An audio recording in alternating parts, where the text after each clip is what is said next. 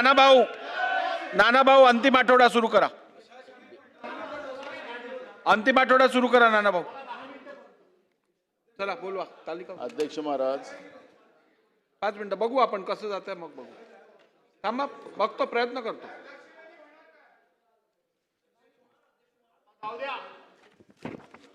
चला नाना भाऊ. मला तुम्ही बिलावर बोलू देतो म्हणाला होता ते बोलू दिलं नाही.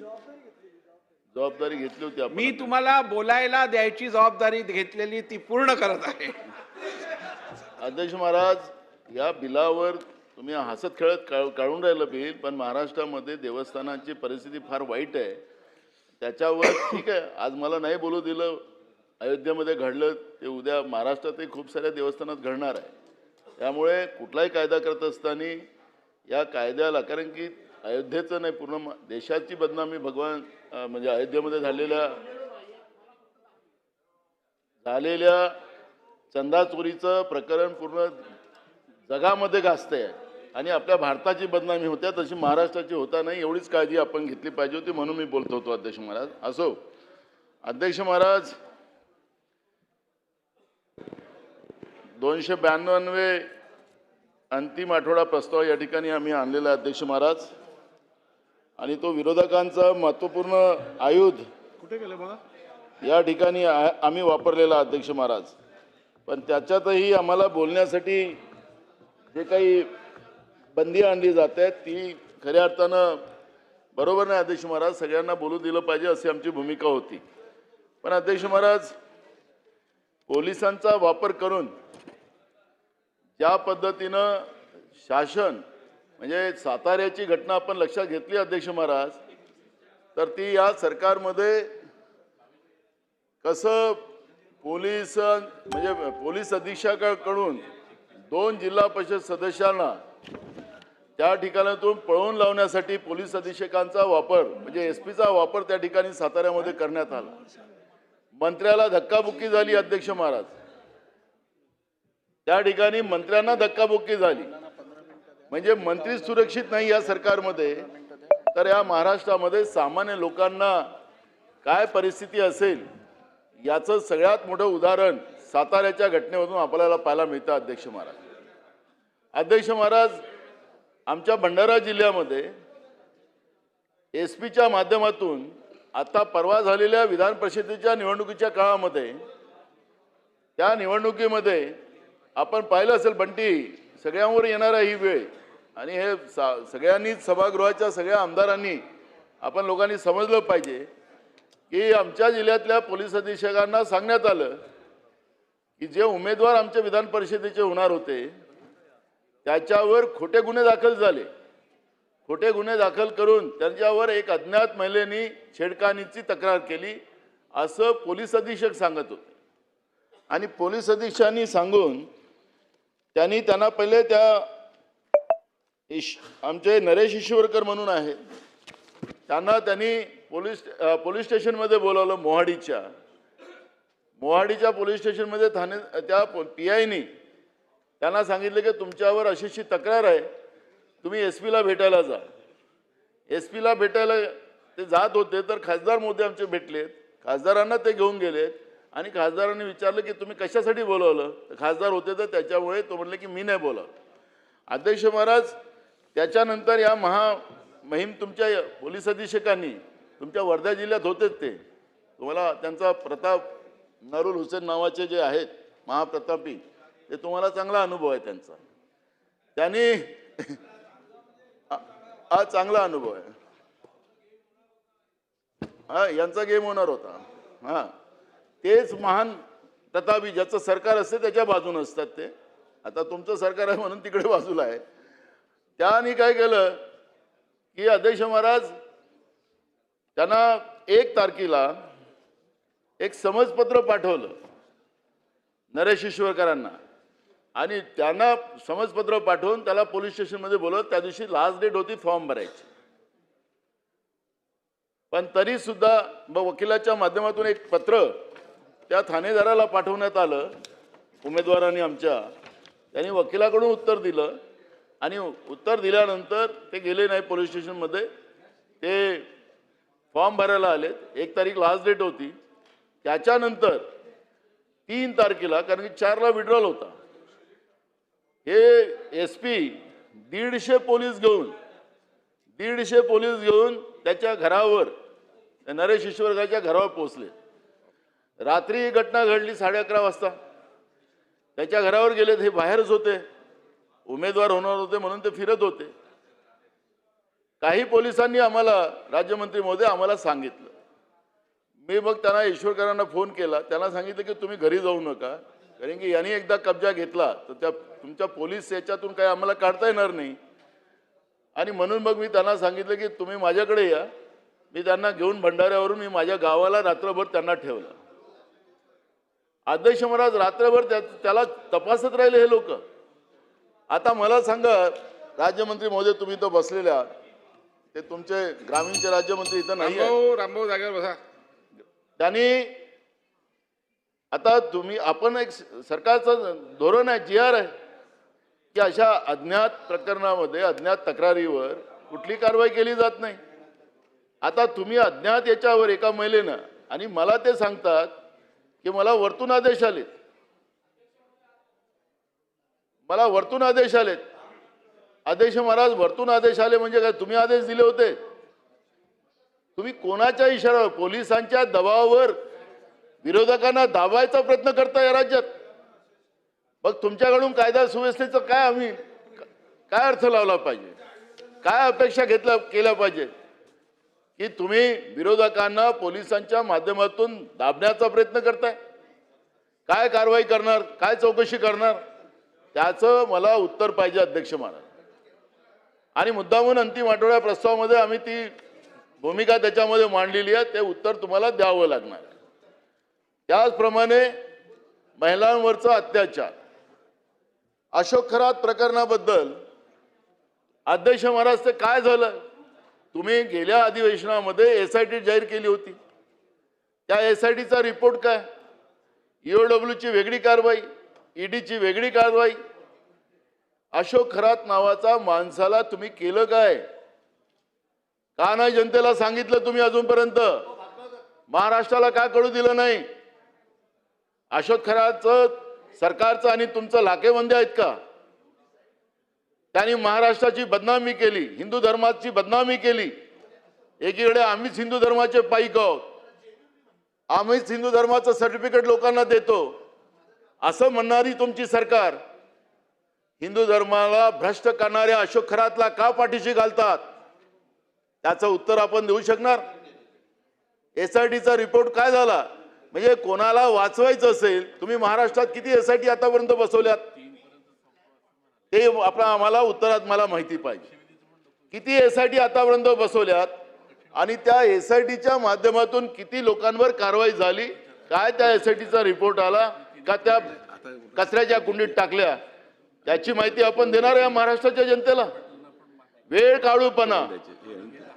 काढूपणा करून तुम्ही लोक या SITच्या माध्यमातून वेळेप्रमाणे गोष्ट शांत झाली, एखादी नवीन घटना झाली, त्या घटनेला फोकस करायचं आणि त्या माध्यमातून अन्याय झालेल्या लोकांच्यावर जे काही त्याला न्याय देण्यासाठी जी प्रक्रिया व्हायला पाहिजे ते देऊ शकत नाही. तुम्ही मुद्दामून अशा अशोक खरात सारख्या लोकांना या महाराष्ट्रात पोचतात. हा माझा आरोप नाही, ही वस्तुस्थिती आहे. इतक्या दिवसात अशोक खरातच्या प्रकरणामध्ये चांगल्या घरच्या महिलांना फसवून करून धर्माच्या नावाने भ्रष्ट करणाऱ्या अशोक खरातला तुम्ही फासावर का नाही चढवलात? या प्रश्नाचं उत्तर आपल्याला द्यावं लागेल महाराष्ट्राच्या जनतेला या विधानसभेच्या माध्यमातून. पण तुम्ही देणार नाही, कारण की तुमचा संबंध आहे अशोक खरात बरोबर. तुम्ही तिथं पूजापाठ करायला गेला होतात. अशोक खरात बदमाश आहे.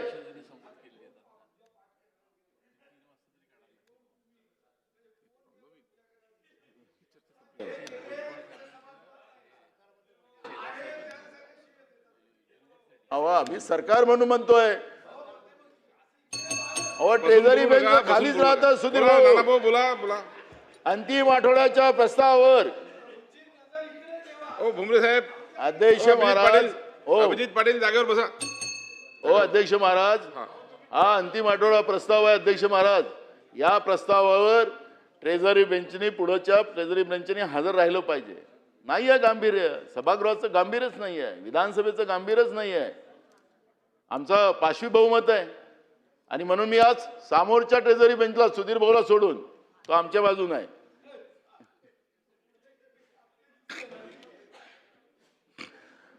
अध्यक्ष महाराज, अशोक खराच्या प्रकरणात आपण लोकांनी काय केलं? मी तुम्हाला अध्यक्ष महाराज याच्या पहिलेच्या मागच्या अधिवेशनाच्या पहिलेच्या अधिवेशनामध्ये नाशिकच्या त्या हॉटेलचं इथं झालेल्या घटना, तो कुठे नावाचा, कुठल्या हॉटेलचं नाव कदम साहेब, ते नाशिकचं ते माहित आहे सगळं. त्याचं मी पेन ड्राईव्ह दिला होता. अध्यक्षाला सांगितलं की द्या मुख्यमंत्री महोदयांना. अध्यक्ष मला नको नको, आम्हाला नको. मुख्यमंत्र्यांनी सांगितलं की हे सगळं खोटं आहे, असं काहीच झालं नाही. अशोक खरारचं सगळं लिंक त्या हॉटेलमध्ये होतं आणि मी त्यावेळेस, तुम्ही लोकांनी तो पेन ड्राईव्ह बघितला असता, मी सांगितलं की मंत्री, मोठे अधिकारी तुमचे त्याच्यात सहभागी आहेत, हे असं मी त्यावेळेस म्हटलं, रेकॉर्डवर आहे. पण तुम्ही उडवून नेलात आणि म्हणून मी आता आरोप नाही करत आहे अशोक खरातचा.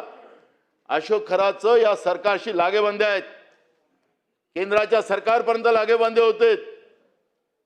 डायरेक्ट त्याला जाण्याची परवानगी होती, रेड कॉर्पोरेट होता त्याच्यासाठी. आणि म्हणून मी आरोप नाही करत, अशोक खराचं या सरकारशी लागेबांधे आहेत. अध्यक्ष महाराज, त्यांनी हिंदू धर्माला भ्रष्ट तर केलंच, पण महिलांवर अत्याचार करण्याचं पाप या महाराष्ट्राच्या पवित्र भूमीवर, संतांच्या भूमीवर, शाहू फुले आंबेडकरांच्या भूमीवर या महाराष्ट्राला बदनाम करण्यामध्ये या सरकारचा त्याच्यामध्ये सहभाग आहे. आमच्यावर आरोप केला तर महाराष्ट्राची बदनामी होते असं तुम्ही म्हणता अध्यक्ष महाराज. याचा अर्थ काय? तुम्ही म्हणजे महाराष्ट्र आणि अशोक खरात म्हणजे तोही महाराष्ट्र. अशोक खरातवर तुम्ही बोलू नका असं म्हणणार आहे का तुम्ही लोक? आणि म्हणून मी अध्यक्ष महाराज, अशोक खरातच्या प्रकरणामध्ये त्याला फाशीवर चढवण्यासाठी तुम्ही काय काय केलं, काय काय तुमच्या यंत्रणेने काम केलं, त्याची माहिती आपल्याला द्यावं लागणार आहे. अशोक खरातचं प्रकरण तुम्ही थंड केलं, आता काहीच होणार नाही. हे कायदा सुव्यवस्थेचं राज्य आहे. एक काळ असा होता अध्यक्ष महाराज, देशातच नाही तर जागतिक पातळीवरही महाराष्ट्राच्या पोलिसांचा गौरव होता अध्यक्ष. आज काय झालं? आज काय झालं? हे जे आमच्या भंडाऱ्यातला एसपी, असे एसपी यांनी तसे ठेवले. म्हणून ते अटलजीचं मगाशी लाईन आमचे वडट्टीवार साहेब म्हणत होते, कोणसा कुत्ता क्या,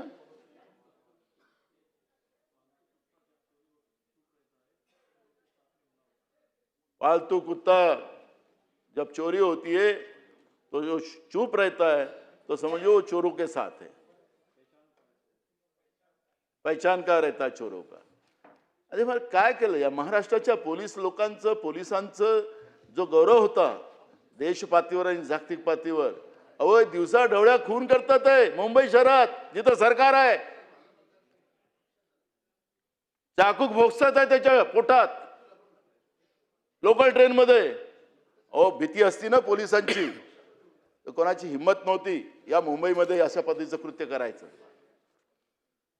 पण तुम्ही लोकांनी पोलिसांना, नाबर्थ शब्द वापरणार नाही, पण तुम्ही त्यांना पूर्ण झोपवलेलं आहे, मानसिक खच्चीकरण केलंय. आणि हे जे आहेत तुम्ही ज्या अधिकाऱ्यांचं, ते अधिकारी तुमचं लांगून चांगून करतात, ते अधिकारी आमच्या खालच्या पोलिसांना त्रास देतात. महाराष्ट्रामध्ये किती पोलिसांनी आत्महत्या केल्या? तुम्ही म्हणता की परवा राजभवन मध्ये झालं तर त्याचं प्रेम होतं म्हणून त्याला अवॉर्ड केला म्हणून त्यांनी आत्महत्या केली.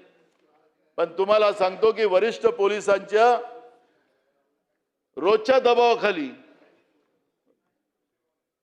त्या अनेक पोलिसांनी महाराष्ट्रामध्ये आत्महत्या करण्याचं चित्र आपण पाहतो.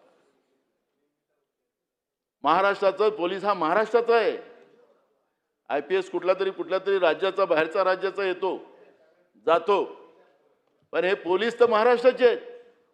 सब इन्स्पेक्टर, इन्स्पेक्टर, पोलीस हे सगळे महाराष्ट्राचे आहेत. त्यांना त्या दडपशाहीचं जे त्यांना परिणाम भोगावे लागतात आणि त्याच्यामुळे आपल्या महाराष्ट्रातले अनेक पोलीस आत्महत्या करताना आपण पाहतोय.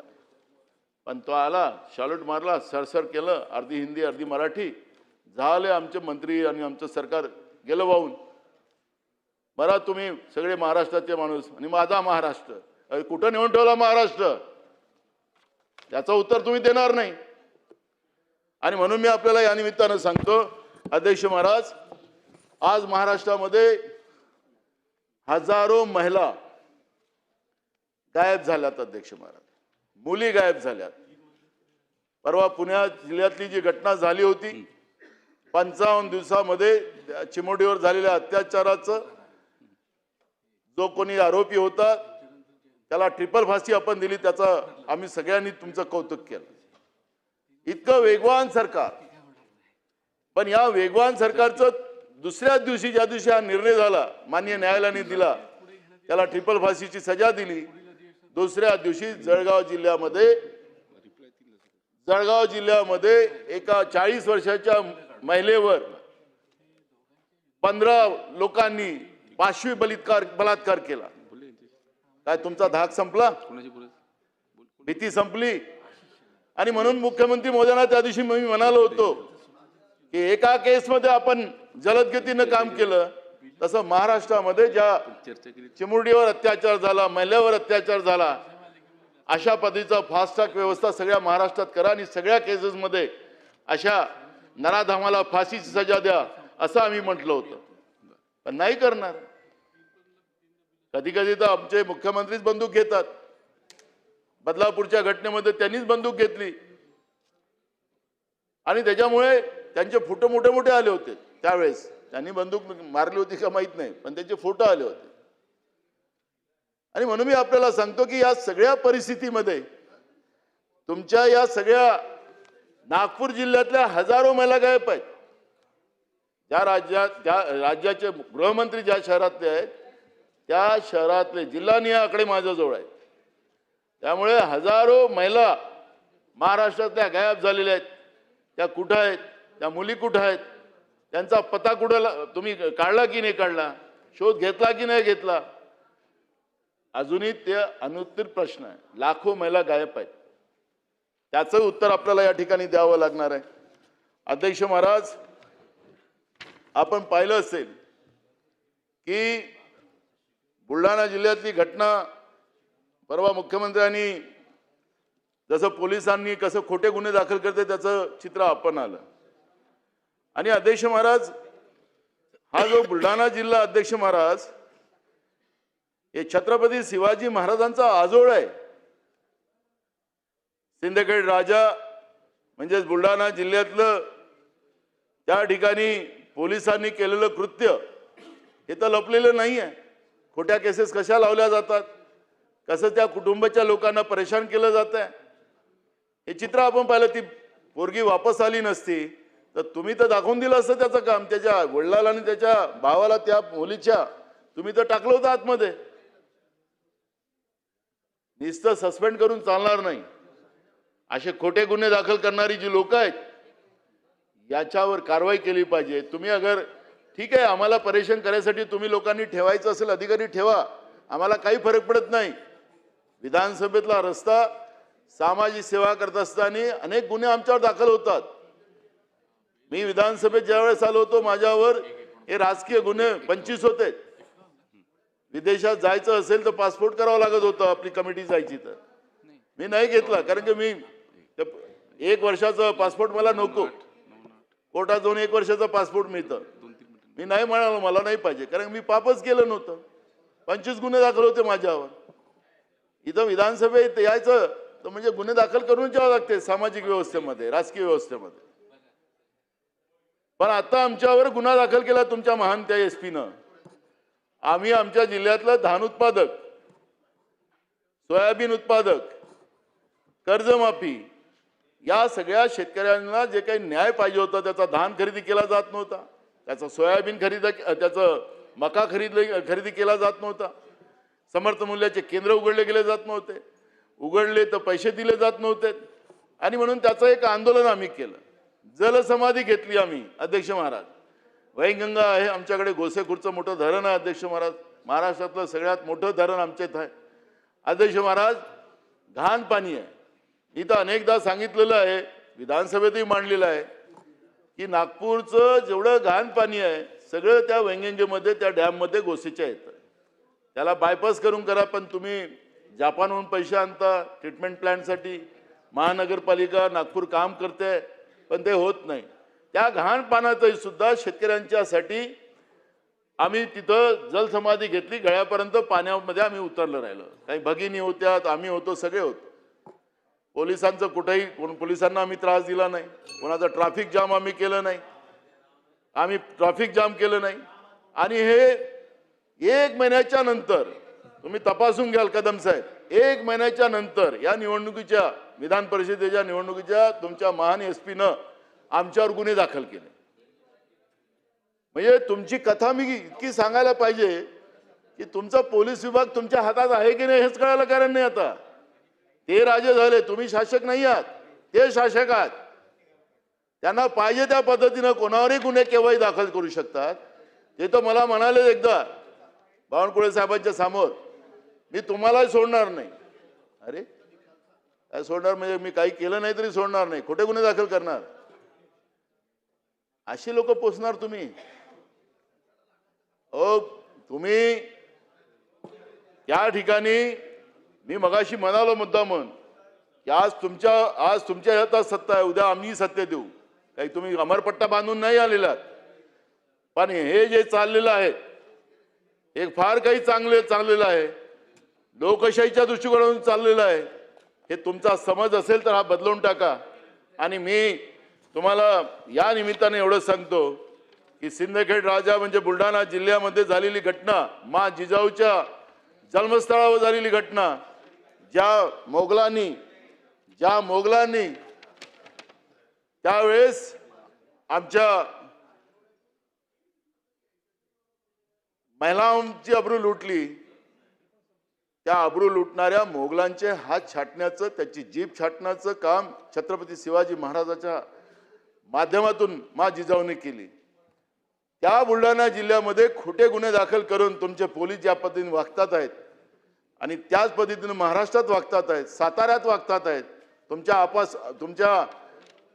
तुमचं भांडण जे आहे ते भांडण साताऱ्याच्या जिल्हा परिषदमध्ये सगळ्यांनी बघितलं. जिल्हा परिषद सदस्य घेऊन पळाले पोलिसांच्या माध्यमातून.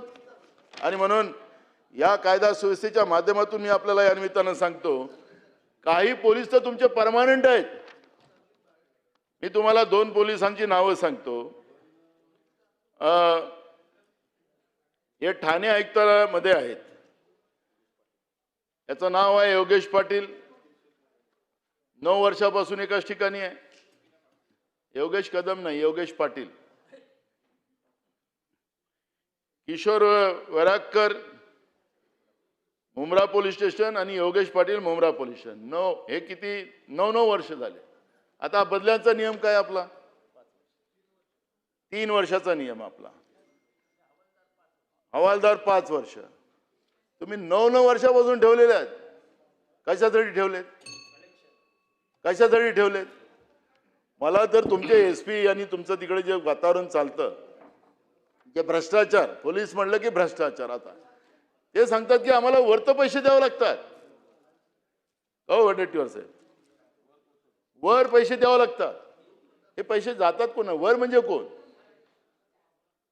आणि म्हणून ही जी परिस्थिती आपण निर्माण करून ठेवली, त्या परिस्थितीचा हिशोब आपल्याला या निमित्तानं द्यावा लागणार आहे.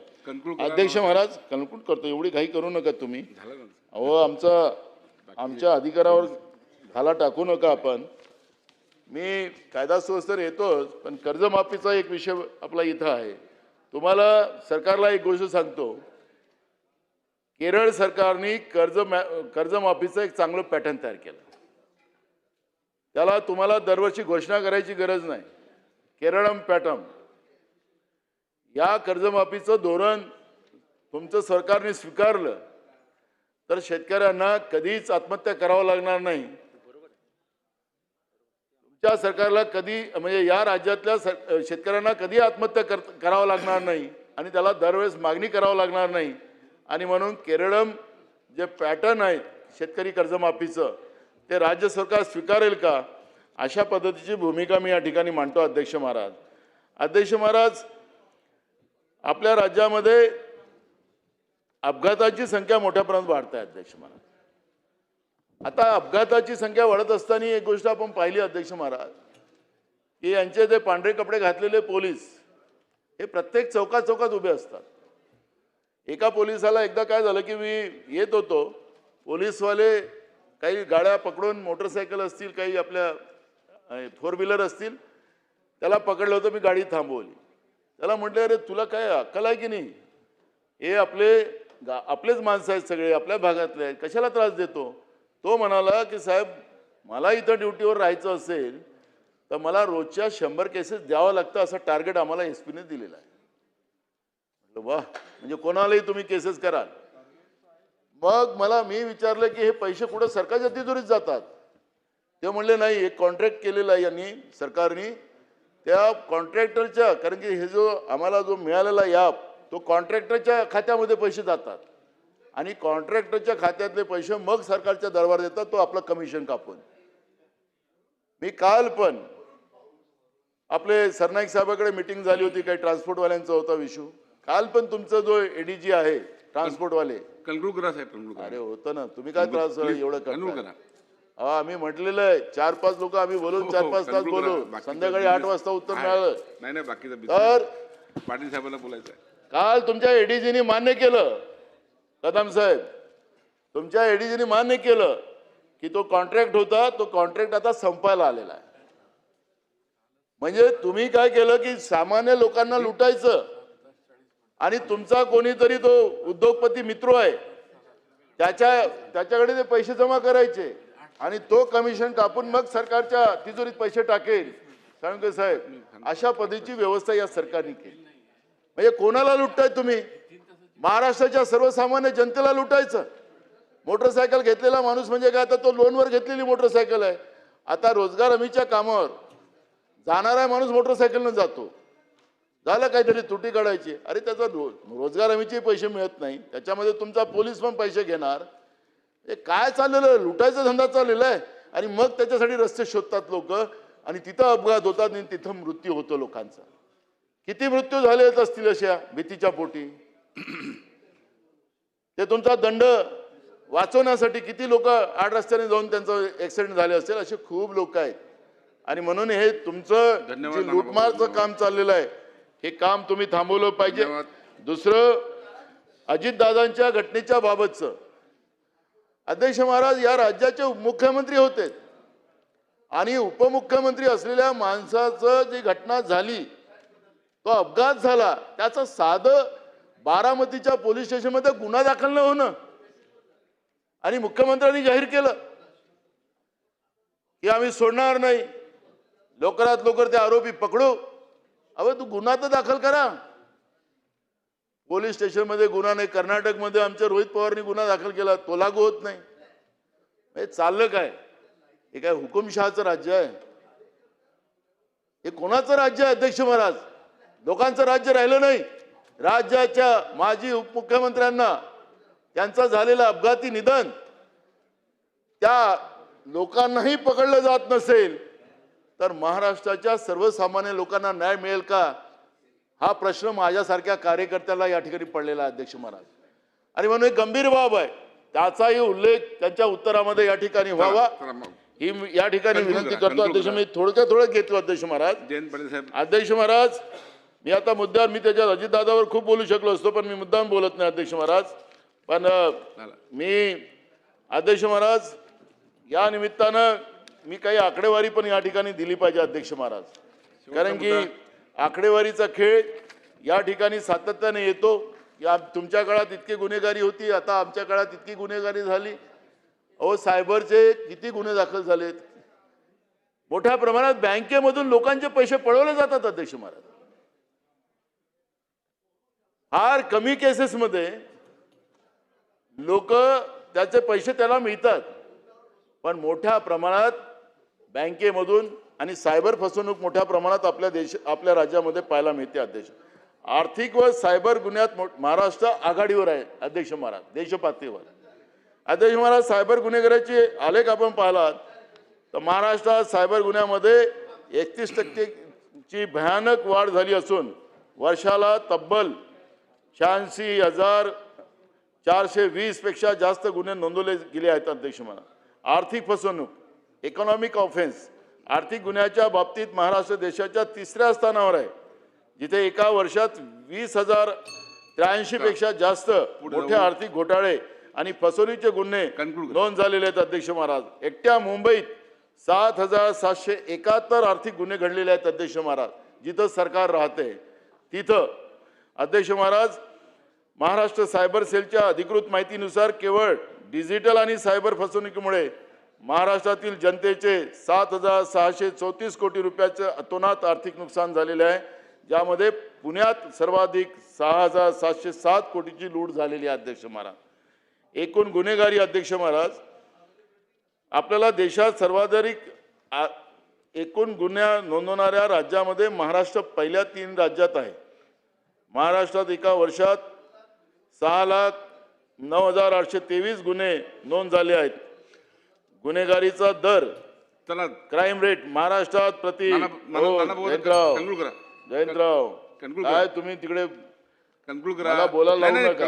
तुम्ही तिकडे गेलात आणि रिप्लाय घ्यायचा बराच वेळ झाला नाना भाऊ. नाही, चला महाराष्ट्रात प्रति लाख लोकांमागे गुन्हेगारीचा दर 4,077.6 वर पोहोचला आहे, जो राष्ट्रीय सरासरीपेक्षा 418.9 कितीतरी पटीने जास्त आहे. अध्यक्ष महाराज, महिला व बालकावरील गुन्ह्यामध्ये भयानक वाढ आणि सुरक्षिततेचा बोजवारा national crime records bureau NCRB आणि सद्यस्थिती आकडेवारी पाहिली तर डोळ्यात पाणी आल्याशिवाय राहत नाही. महाराष्ट्रात महिला आणि बालकावरील अत्याचाराच्या घटनांमध्ये विक्रमी वाढ झालेली आहे. जयंतराव पाटील साहेब बोला. मुंबई, पुणे, नागपूर, ठाणे यासारख्या मोठ्या शहरापासून तर ग्रामीण भागापर्यंत महिलांवर होणाऱ्या अत्याचारात आणि बलात्काराच्या घटना गतीने वाढत आहेत. अल्पवयीन मुलीवर अत्याचार करून त्यांची हत्या करण्याचे धाडस गुन्हेगारामध्ये आले कुठून? गुन्हेगारांना कायद्याची भीती उरलेली नाही. अध्यक्ष महाराज, या सगळ्या विषयावर मी या ठिकाणी प्रखरतेने हा विषय मांडलेला आहे आणि मला माहित आहे की माननीय अध्यक्ष महोदय रेग्युलर या ठिकाणी मला थांबवण्यासाठी आलेले आहेत. म्हणजे असे अध्यक्ष जे इररेग्युलर कामच करत नाहीत. आम्ही कुठं काही म्हटलं नाही, आम्ही काही वाक्य नाही. तुम्ही तुमच्यावर काय आरोप लावत असाल तर ते मला काही म्हणायचं आमच्यासाठी तुम्ही आमच्यासाठी पण अध्यक्ष महाराज, जी काही मी भूमिका या ठिकाणी मांडली तुम्ही तुमच्या दालनात ऐकत असाल. अध्यक्ष महाराज, या राज्याचं कायदा सुव्यवस्था म्हणजे अशोक खरातपासून तर मी अनेक घटना या ठिकाणी मांडल्यात. मुंबईमध्ये तुमच्या शहरामध्ये ज्या शहरात आपण लोकप्रतिनिधित्व करता या शहरामध्ये वाढणारी गुन्हेगारी आणि पोलिसांचं जे खच्चीकरण झालं, चांगले पोलीस साईडमध्ये पडलेत, चांगले अधिकारी साईडमध्ये पडलेत आणि जे चाटुगिरी करणारे पोलीस जे या पद्धतीनं त्यांना ठेवलं गेलं आणि त्याचा परिणाम जो महाराष्ट्राच्या पोलिसांचा दर्जा कमी होण्यामध्ये जो आलेला आहे त्याचं कारणच हे सरकार आहे. आणि म्हणून कायदा सुव्यवस्था सांभाळण्यामध्ये हे सरकार 1000 पटीनं अयशस्वी झालेलं आहे हे या ठिकाणी मी म्हणेल. आणि म्हणून राज्यातल्या या छत्रपती शिवाजी महाराजांच्या महाराष्ट्रातल्या, सावित्रीबाई फुलेंच्या महाराष्ट्रातल्या या राज्यातल्या महिला सुरक्षित नाही, मुली सुरक्षित नाही आणि त्यासाठी काय उपाययोजना सरकार करणार आहे हे या ठिकाणी त्यांच्या उत्तरात सांगावं आणि जी मी प्रश्न उपस्थित केले त्याचं उत्तर या ठिकाणी मला मिळावं.